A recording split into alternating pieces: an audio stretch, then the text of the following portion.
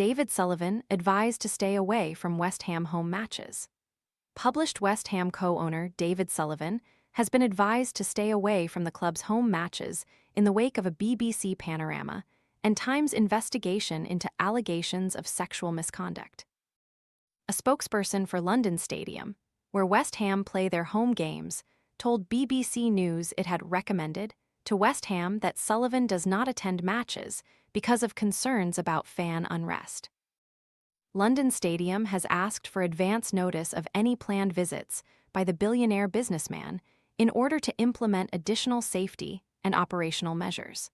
However, it is understood that the club expects Sullivan to defy the request not to attend home matches and has told London Stadium this. The recommendation from London Stadium comes after a joint investigation by BBC Panorama, and the Times revealed that 7 women have accused Sullivan of sexually exploitative and predatory behaviour. Tired of constantly refilling your pet's water bowl?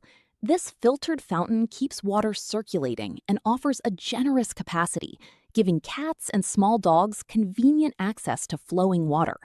Want to get the best verified deal and see full details? Visit grabdeal.us/5 right now. He has categorically denied the allegations. He stood down as joint chairman of the club shortly before the investigation was broadcast, saying he wanted to focus on fighting what he called factually incorrect and entirely false, decades-old allegations concerning my personal life. He remains the club's largest shareholder.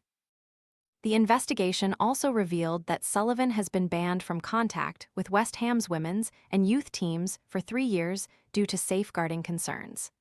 London Stadium were unaware of the restrictions until the BBC's report. Sullivan was banned after a historic allegation about his conduct was raised with the Football Association in 2023. He has previously said the allegation was false, and that because he had never met any academy or women's team players, one-to-one, during his 16 years at the club, he accepted what he saw as a meaningless restriction for a quiet life.